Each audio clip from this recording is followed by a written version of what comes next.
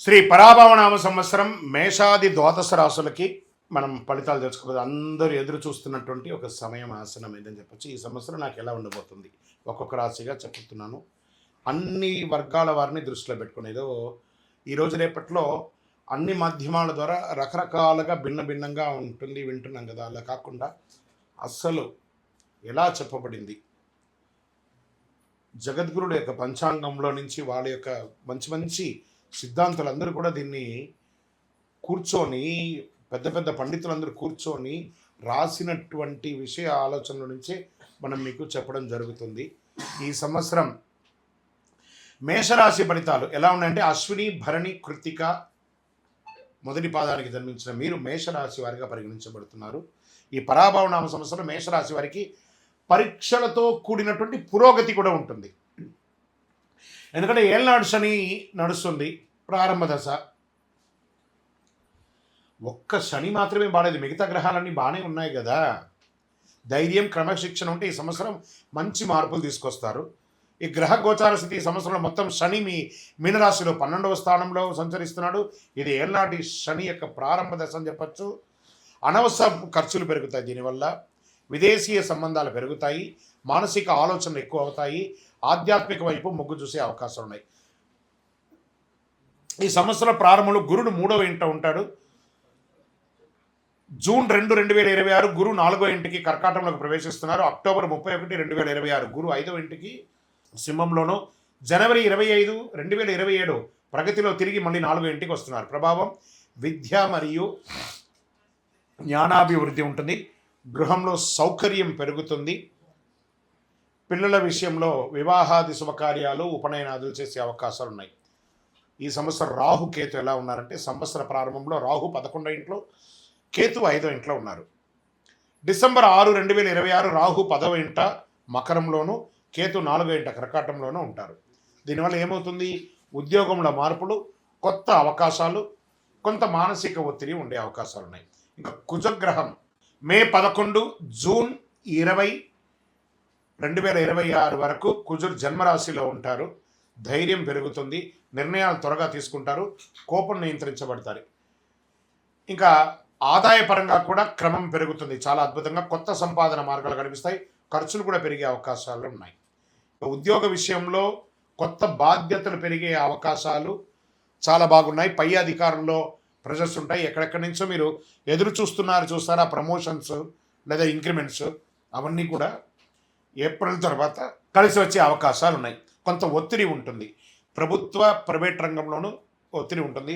అసాంఘికమైనటువంటి కార్యక్రమాలకి ఉద్యోగస్తులు అస్సలు వెళ్ళకండి, జాగ్రత్త. ప్రభుత్వ ఉద్యోగులు ఉద్యోగం కోసం ప్రయత్నం చేసి ఎగ్జామ్ రాసిన వాళ్ళకందరికీ కూడా సివిల్స్ కానీ గ్రూప్స్లో కానీ ఎగ్జామ్ రాసిన వాళ్ళకి ఇది ఒక మంచి సమయం.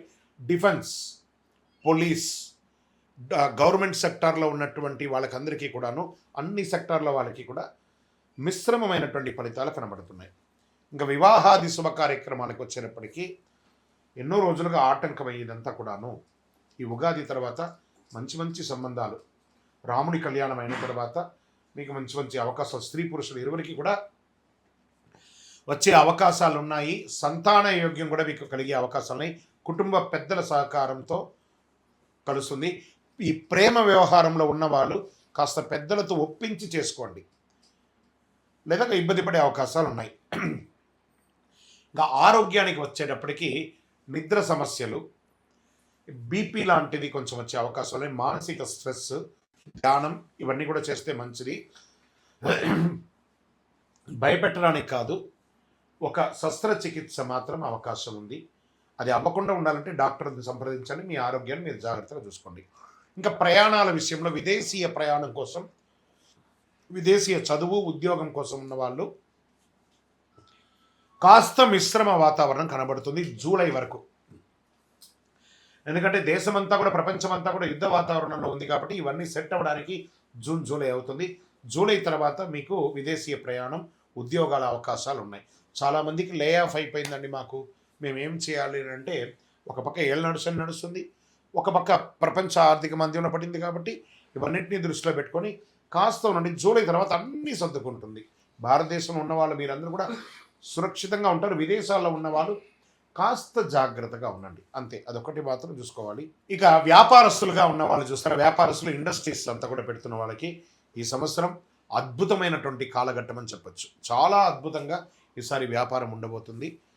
ఎక్సలెంట్గా ఉంటారు. కొంచెం చిన్న చిన్న ఇబ్బందులు శని భగవానుడు, ఎందుకంటే నాలుగు మీద వచ్చి కూర్చుంటున్నాడు శని భగవానుడు.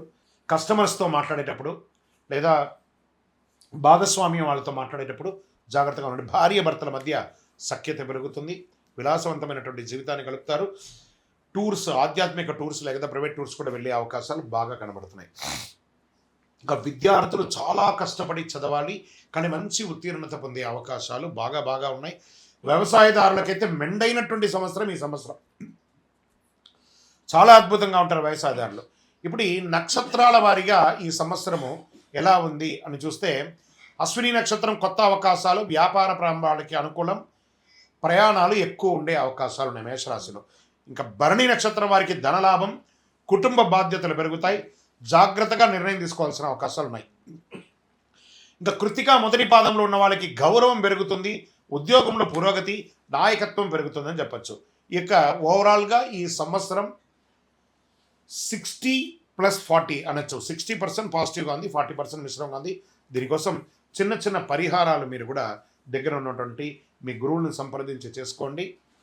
లేదా మా ద్వారా తెలుసుకోవాలనుకుంటున్నారా, మా డిస్ప్లేలో కనబడుతున్నటువంటి పేరుకి నంబర్కి మీ పేరు, date of birth, time of birth, place of birth WhatsApp చేయండి. మా అడ్మిన్స్ మీకు రిప్లై ఇస్తారు. మీ ఇప్పుడు మేము చెప్పేదంతా కూడా గోచార ఫలితం అనమాట. మీ వ్యక్తిగత జీవితానికి సంపూర్ణ జాతకాన్ని తెలుసుకోవచ్చు. మేషరాశి వారికి అదృష్ట సంఖ్యలు ఈ సంవత్సరం అంటే 1, 3, 9. అదృష్ట రోజులు మంగళవారం, ఆదివారం. అదృష్ట రంగులు ఎరుపు మరియు కేసరి. ఈ సంవత్సరం చేసుకోవాల్సిన పరిహారాలు ఏమైనా ఉన్నాయంటే, సుబ్రహ్మణ్య స్వామి దేవాలయాన్ని సంప్రదించండి, బాగా దర్శించండి. వెళ్ళి అక్కడ కావడి ఉంటుంది, ఆ కావడి ఇవ్వండి, పాలాభిషేకం చేయండి, శివాలయాల్లో అభిషేకం చేయండి, ఎర్రని పుష్పంతో భగవంతునికి అర్చన చేయండి, పేదవాళ్ళకి మంచినీళ్ళు, వస్త్రము అవన్నీ చేయండి, ఒక చలివేంద్రం ఏర్పాటు చేయండి.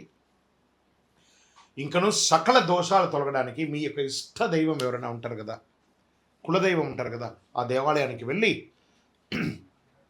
మీ వయసు సంఖ్య ఎంత ఉందో అన్ని దీపాలు వెలిగించండి. విజయోస్తు.